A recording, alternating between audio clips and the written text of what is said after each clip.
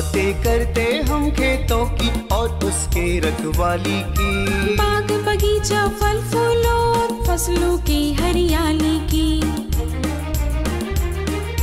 हम बीजों की बातें करते उत्तम जल संसाधन की, हम तकनीकी बातें करते फसलों के उत्पादन की। हर किसान का सपना सच हो जीवन सुखद बनाने को, गाँव-गाँव के हर आंगन का प्यारा सा ये दर्शन।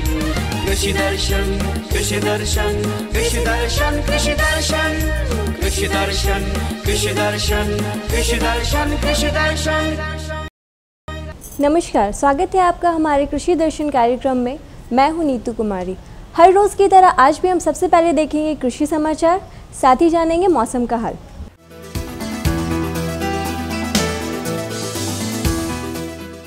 नमस्कार, कृषि समाचार में आपका स्वागत है। मैं हूं गोपाल कृष्ण। आइए देखते हैं आज कृषि समाचार में क्या है खास। अपने मवेशियों का बीमा कराकर पशुपालक हो सकते हैं लाभान्वित। सितंबर माह तक की जा सकती है गेंदा फूल की बुआई। निकाय गुड़ाई के लिए उत्तम उपकरण है बीड हो।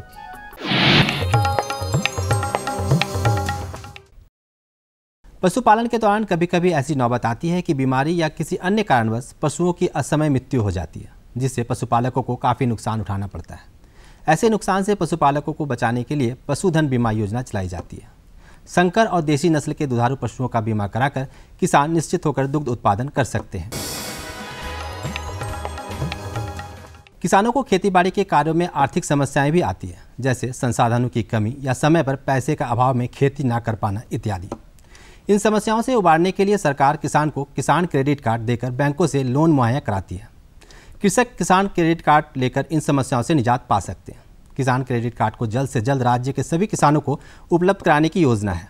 फिर भी जिन किसान भाइयों को किसान क्रेडिट कार्ड नहीं बन पा रहा है या नहीं बना है, वो इसे बनवाने के लिए आवेदन पत्र के साथ फोटो और वंशावली संबंधी प्रमाण पत्र या शपथ पत्र इत्यादि दस्तावेजों के साथ प्रखंड कृषि विभाग, नजदीकी बैंक या किसान मित्र से संपर्क कर सकते हैं। पशुपालकों के लिए मुर्गी पालन एक बेहतर आय का जरिया है। मुर्गी पालन को कम लागत से ज़्यादा मुनाफा प्रदान करने वाला व्यवसाय माना जाता है। यदि आप देसी मुर्गी पालन करना चाहते हैं तो ज़्यादा से ज़्यादा लाभ प्राप्त करने के लिए देसी मुर्गी की उन्नत नस्ल कड़कनाथ, एसील, ग्रामप्रिया, बनराजा, श्रीनिधि और झारसुख का पालन करना बेहतर होगा। मुर्गी की ये देसी नस्लें व्यवसाय के लिए उत्तम मानी जाती है। तो नस्ल में देसी नस्ल की बात करते हैं तो कड़कनाथ, एसील ये काफ़ी प्रमुख नस्लें हैं जो हमारे झारखंड में मिलता है, अन्य राज्यों में भी ये मिलता है। इसके अलावा कुछ और नस्ल हैं जिसको हम लोग वैरायटी कर सकते हैं, जो कि देसी से वो तैयार किया गया है, जैसे ग्रामप्रिया, बनराजा, श्रीनिधि, और हमारा झारखंड में जो तैयार किया गया नस्ल वो है झारसिम। तो ये सब सारे नस्ल जो है काफ़ी प्रमुख नस्ल है और हमारी ग्रामीण वातावरण में हमारे किसानों के बीच काफ़ी अच्छी तरीके से रहते थे। किसान भाइयों, समय के अनुरूप फसल की बुआई की जाए या यूँ कहें कि जो फसल हम लगा रहे हैं उसकी बुआई सही समय पर की जाए तो उत्पादन बेहतर होने की संभावना ज़्यादा रहती है। तो जो किसान भाई गेंदा फूल की फसल लगाने के इच्छुक है वे सितंबर माह तक गेंदा फूल की बुआई कर सकते हैं। अगर आप बीज की बुआई करने से लगाना चाह रहे हैं तो आप अगस्त माह के अंतिम में शुरू कर दें या मध्य सितंबर से भी इसका कार्य शुरू कर सकते हैं, बुआई का कार्य।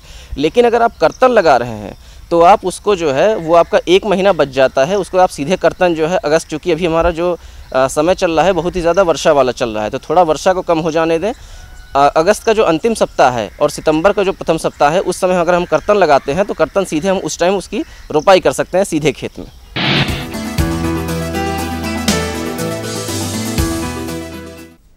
निकाय गुड़ाई के लिए वैसे तो अनेकों उपकरण उपलब्ध हैं, परंतु बीडो एक ऐसा उपकरण है जो वैसे घासों को भी जड़ समेत उखाड़ने में सक्षम है जिसकी जड़ें जमीन में गहरी जाती है। बहुत प्रकार के अन्य आवश्यक खरपतवार ऐसे हैं जो हाथों या साधारण कृषि यंत्रों द्वारा पूरी तरह से जमीन से बाहर नहीं आ पाते, क्योंकि इनकी जड़ें जमीन में काफ़ी अंदर तक जमी होती है। ऐसे में पूरी तरह से इनका नियंत्रण भी नहीं हो पाता। इस प्रकार के घासों के नियंत्रण के लिए ये बीडो नामक उपकरण बहुत ही उपयोगी है। बीडो ऐसे घासों को पूरी तरह से उखाड़ने में सक्षम है। इस उपकरण को प्राप्त करने के लिए कृषक बिरसा कृषि विश्वविद्यालय से संपर्क कर सकते हैं। और अब एक नज़र राज्य के कुछ प्रमुख शहरों के मौसम के मिजाज पर। आज राज्य के कुछ प्रमुख शहरों के तापमान इस प्रकार दर्ज किए गए। रांची अधिकतम 34 डिग्री सेल्सियस और न्यूनतम 22 डिग्री सेल्सियस। देवघर अधिकतम 35 डिग्री सेल्सियस और न्यूनतम 24 डिग्री सेल्सियस। जमशेदपुर अधिकतम 38 डिग्री सेल्सियस और न्यूनतम 25 डिग्री सेल्सियस। मेदिनीनगर अधिकतम 38 डिग्री सेल्सियस और न्यूनतम 24 डिग्री सेल्सियस। धनबाद अधिकतम 36 डिग्री सेल्सियस और न्यूनतम 24 डिग्री सेल्सियस। कृषि समाचार में आज इतना ही। संक्रमण से बचते हुए कृषि कार्य करें, कोरोना गाइडलाइन का पालन करें। अगले अंक में फिर मुलाकात होगी कुछ ताजा तरीन खबरों के साथ। तब तक के लिए दीजिए इजाजत। नमस्कार, जोहार।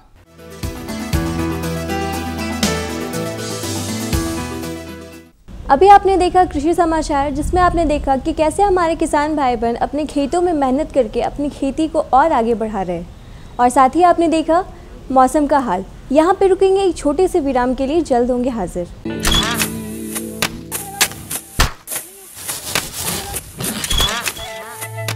भारत एक कृषि प्रधान देश है। भारतीय अर्थव्यवस्था में कृषि एक मुख्य स्तंभ की तरह है और हमारे किसान अन्नदाता। लेकिन कभी कभी प्रकृति के सख्त तेवर के कारण हमारे किसानों को उचित कृषि उत्पाद हासिल नहीं हो पाता। ऐसी स्थिति में उन्हें सुरक्षित रखने के लिए प्रधानमंत्री फसल बीमा योजना प्रदान की गई है। प्रधानमंत्री फसल बीमा योजना को किसानों तक पहुंचाना और उन्हें लाभान्वित करने का काम बैंक और राज्य स्तरीय बैंकर समितियां यानी SLBC की हैं।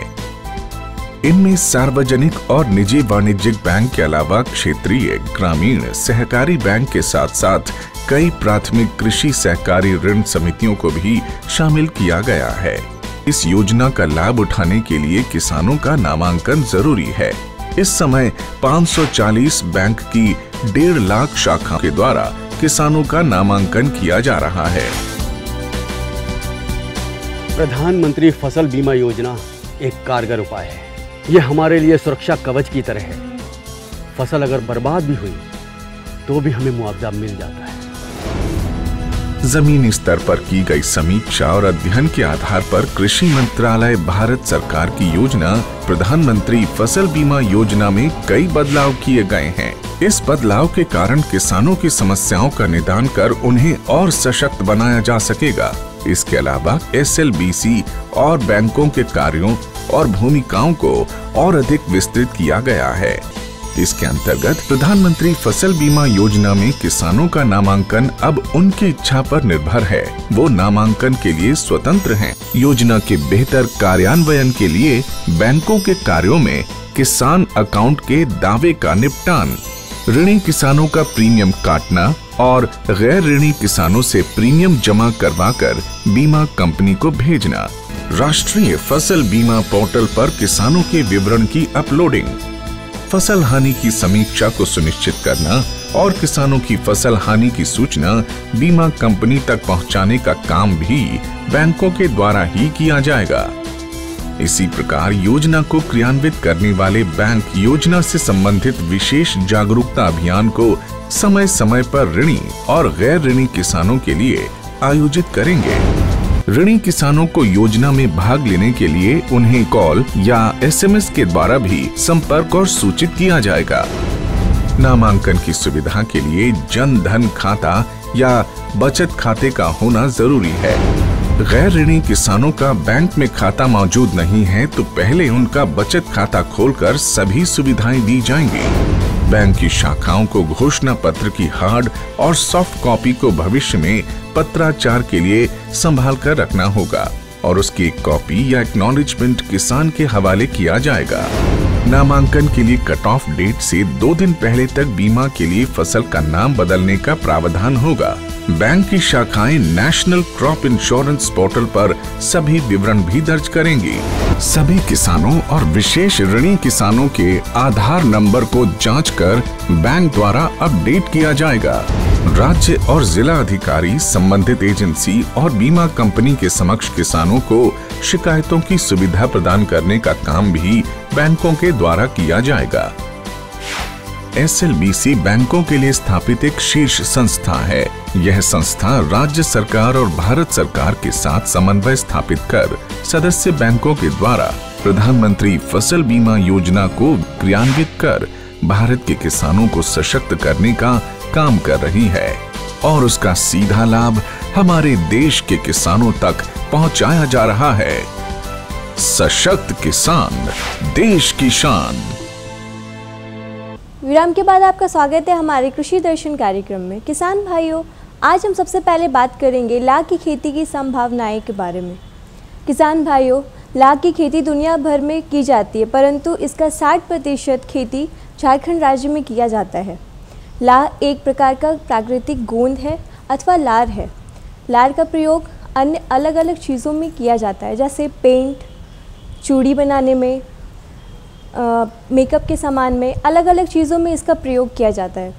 तो लाह की खेती की और अधिक क्या क्या संभावनाएं हैं, इसकी खेती कैसे करें, इन सब की जानकारी हम लेते हैं अपने विशेषज्ञ से। झारखंड के ग्रामीण इलाकों में पिछले कई सालों से बड़े पैमाने पर लाह की खेती हो रही है। इसको लेकर ग्रामीण काफी उत्साहित भी दिख रहे हैं। जानकार कहते हैं कि लाह की खेती में काफ़ी संभावना दिखती है। जैसा कि आप जानते हैं कि हमारा झारखंड का शाब्दिक अर्थ होता है वनों से आच्छादित क्षेत्र।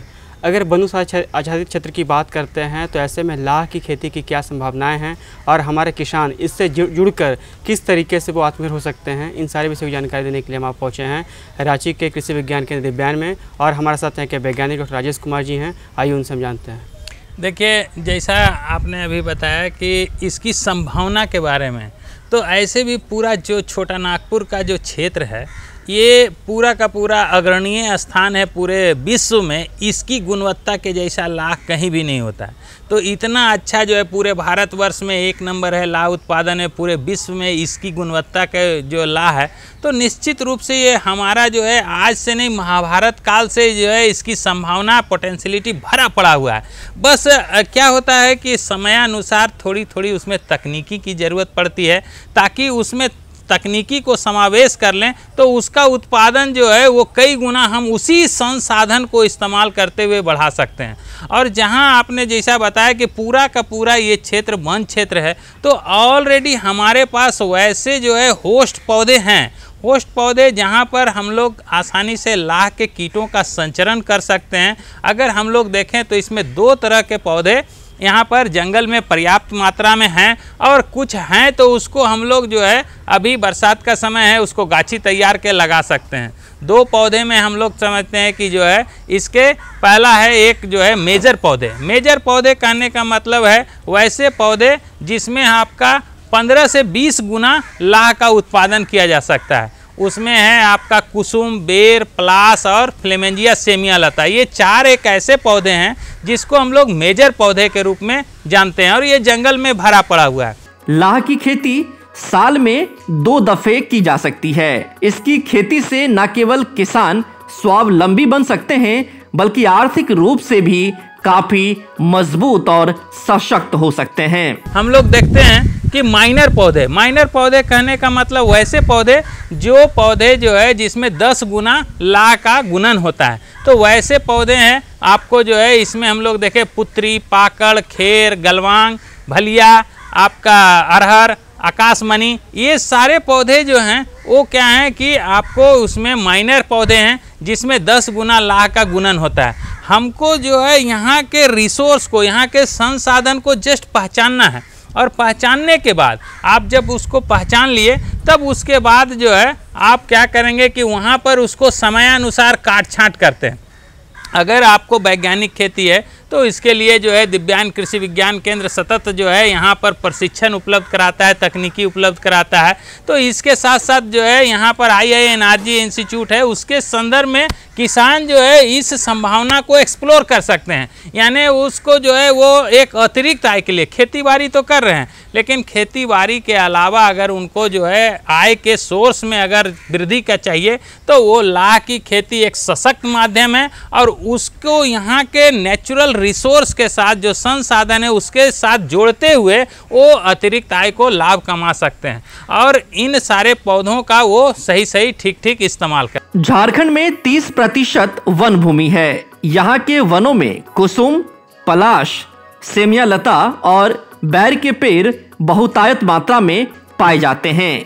इन पेड़ों में लाह का उत्पादन कर अपनी आर्थिक समृद्धि किसान प्राप्त कर सकते हैं। हम लोग जो है पूरा झारखंड का राष्ट्रीय फूल है, पलाश है।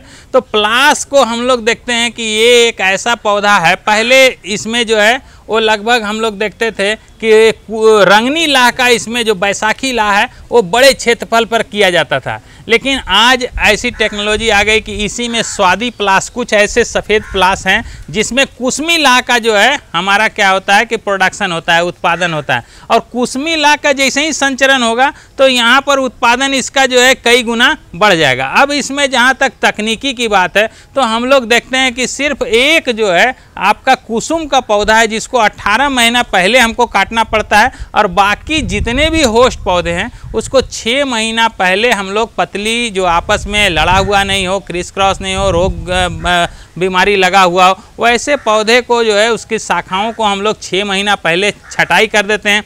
6 महीना के बाद जब उसमें से शाखा निकल जाता है, नरम मुलायम रसदार जो है उसमें ज़्यादा संख्या में जब शाखा निकल जाते हैं, तब उसके बाद 1 मीटर के शाखा में लगभग जो है 15 से 20 ग्राम हम लोग बीहन लाह का संचरण कर देते हैं। और बीहन लाह का जब संचरण हो जाता है तो वो फिर जो है 6 महीना तक में आपको अगर 3 बार इसमें अगर दवा का छिड़काव, हम लोग इसमें एक महत्वपूर्ण चीज़ है, पहला छिड़काव है वो 30 दिन में, दूसरा छिड़काव जो है इसका 60 दिन में, और तीसरा छिड़काव 90 दिन में। 3 अगर दवा का छिड़काव करते हैं, अगर ज़रूरत पड़ता है तो इसमें फफूंदनाशी जो है वो दवा का छिड़काव करते हैं। तो ये अगर करते हैं, पहला छिड़काव अगर हम बोले तो रिजेंट के नाम से जो आता है उसका हम लोग जो है वो फिप्रोनिल है 5% उसका छिड़काव, दूसरा जो है बम्बार्ड है, इथोफ्रेनोफॉक्स जो दवा आती है उसका जो है 1.5 ml से 2 ml पर लीटर पानी में घोल बना के, और तीसरा जो है DDVP है, डाइक्लोरोवॉस जो है नुवान 76% उस दवा का छिड़काव। ये तीनों दवा का अगर जो व्यक्ति छिड़काव किए और ज़रूरत पड़ा जब बारिश का समय है तो उसमें जो है बेवेस्टीन है आधा ग्राम पर लीटर पानी में घोल बना के उसका छिड़काव कर दिए, तो ये काम करने से क्या होगा कि उनमें किसी प्रकार का जो बीहन लाह तैयार होगा उसमें किसी प्रकार के शत्रु कीट नहीं आएंगे, कोई रोग बीमारी नहीं आएंगे। कृषि वैज्ञानिकों की माने तो जिन भी किसान के पास लाह की खेती के लिए संसाधन मौजूद है उन्हें जरूर लाह की खेती करनी चाहिए। ये हमारे पास आर्या योजना है, उसके साथ भी किसान अगर जुड़ करके इसको लार्ज स्केल एरिया में कर सकते हैं, एक समूह बना करके द्वितीयक उत्पाद है कि प्रोसेसिंग करके आगे बढ़ सकते हैं। लेकिन जो संभावना है उसमें किसान भाई को मैं यही कहना चाहूँगा कि आपके पास अगर नेचुरल रिसोर्स है, अगर बेर का पौधा है, कुसुम का पौधा है, पलाश का पौधा है, तो उसको यूं ही जो है आप 2 पैसा का जो है इनकम ना मिले वैसा छोड़ना नहीं है। आप बैर से आपको क्या मिलेगा, अगर जंगली पेड़ है तो उससे कुछ मिलना नहीं है, लेकिन अगर वही पेड़ में अगर लाह का संचरण हो गया है तो उसकी एक एक शाखा जो है वो लगभग आपका 100-200 रुपये में बिक्री होगा। तो 200 रुपया पर शाखा जो है हम लोग देखते हैं 200-250 रुपया किलो जो है बीहन लाह का अभी दाम चल रहा है, आप उसको उसके रूप में परिवर्तित कर सकते हैं। तो ये आपके पास जो है असीम संभावना है कि हमारे पास जो भी उपलब्ध संसाधन है अगर उसका ठीक सही अगर इस्तेमाल कर लें तो आने वाला समय में ये खेती बाड़ी के अलावा एक स्ट्रॉन्ग उनके पास संसाधन होगा जिससे वो अपनी आय को वृद्धि कर सकते हैं। किसान भाइयों, अभी हम बात करेंगे मिट्टी की जांच के फ़ायदे के बारे में। किसान भाइयों, ये हम सब जानते हैं कि अगर हम अपने शरीर की जांच करवाते हैं तो इससे हम आगे स्वस्थ रहते हैं। तो उसी प्रकार अगर आप अपनी मिट्टी की जांच करवाते हैं तो आपको आपके आने वाले फसलों में सहायता मिलेगी। जैसे अगर आपकी मिट्टियों में किसी भी तरह की कमी होगी तो जांच के फ़ायदे से आप उसे सुधार सकते हैं।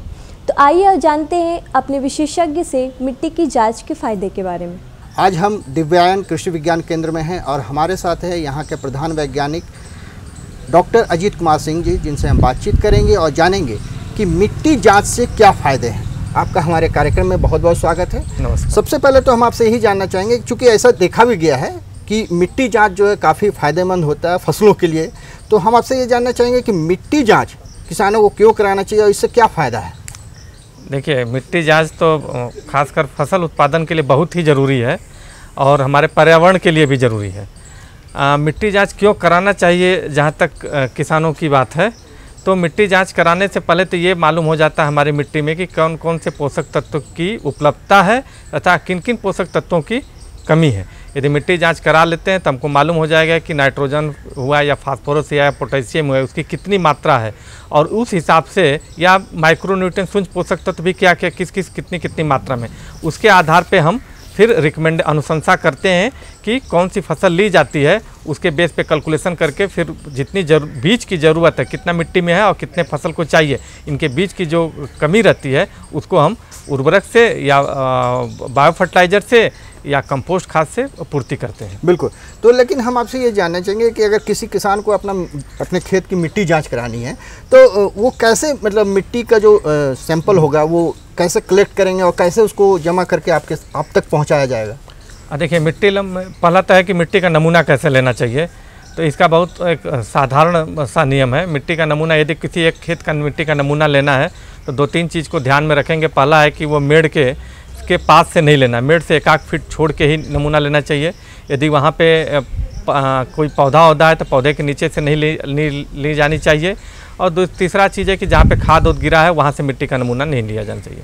रही बात कैसे लेना है, तो एक सिंपल सा बात है कि 6 इंच का एक वी आकार का एक गड्ढा बनेगा। आप कुदाली से करेंगे तो अपने आप वी आकार का गड्ढा कट जाता है, या तो फिर एक ऑगर आता है, ऑगर से भी नमूना लिया जाता है। तो 6 इंच तक मिट्टी का नमूना लिया जाता है।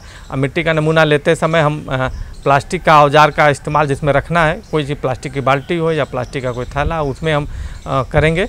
और मिट्टी का नमूना लेने के बाद कहाँ पे जांच होगी वो प्रश्न है। तो वो मिट्टी का जांच आप जितने भी इस प्रदेश में कृषि विज्ञान केंद्र हैं वहाँ पे प्रयोगशाला उपस्थित है, वहाँ पे आप हम लोग किसान भाई करा सकते हैं।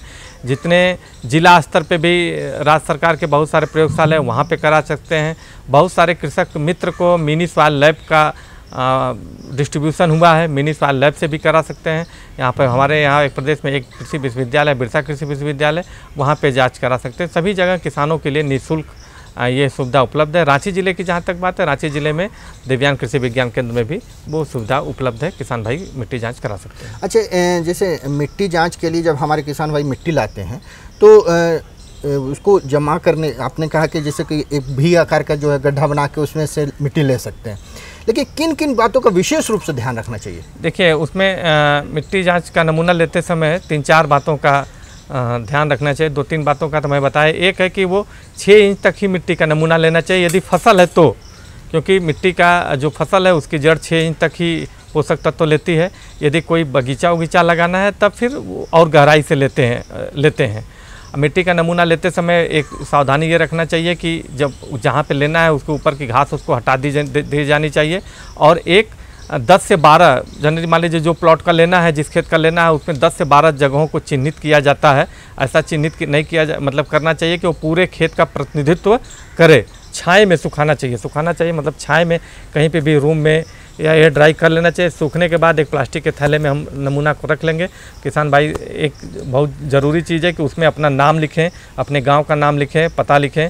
हो सकता है कि आपके गांव में एक नाम से 2 लोग हैं तो पिताजी के नाम से पता चल जाएगा। यदि हो सकता है पिताजी का नाम है तो फिर आप उस प्लॉट का, वो बहुत ज़रूरी है कि किस खेत का नमूना कहने का मतलब ऐसा नहीं है कि आपका खतियान नंबर लिया जा रहा है। जैसे खेत का बहुत सारा आइडेंटिफिकेशन होता है कि तालाब के बगल का खेत या बाड़ी के पास का खेत, तो ऐसे करके एक होना चाहिए चिन्हित कि आपके पास 5-6 सॉइल हेल्थ कार्ड है तो आपको पता चले कि मेरे किस खेत का है वो नमूना।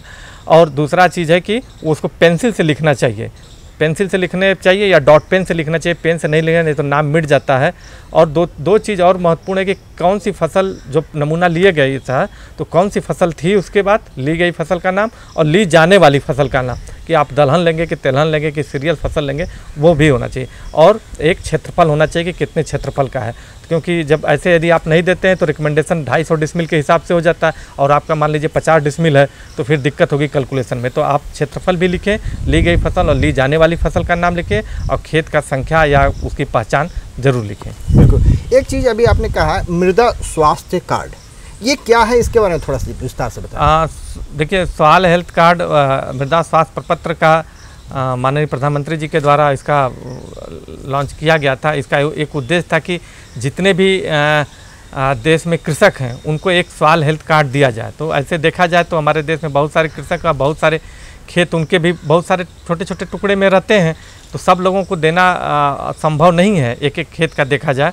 तो पहले शुरुआती स्तर में ग्रिड बेसिस पे सॉइल सैंपल लिया गया सिंचित एरिया है तो 10 हेक्टेयर का, सिंचित है तो 25 एकड़ का, ऐसे करके सिंचित है तो और 25 हेक्टेयर का एक बिना सॉइल हेल्थ कार्ड के यदि मिट्टी का अनुशंसा कर डालते हैं तो हो सकता है यूरिया की मात्रा 10 kg ज़रूरत है हम 15 kg डाल लें, या 10 kg ज़रूरत है हम 5 kg डालते हैं, फास्फोरस की ज़रूरत है कि नहीं हम डाले जा रहे हैं, तो उनको रोकना, असंतुलित मात्रा का व्यवहार को, प्रयोग को रोकना है।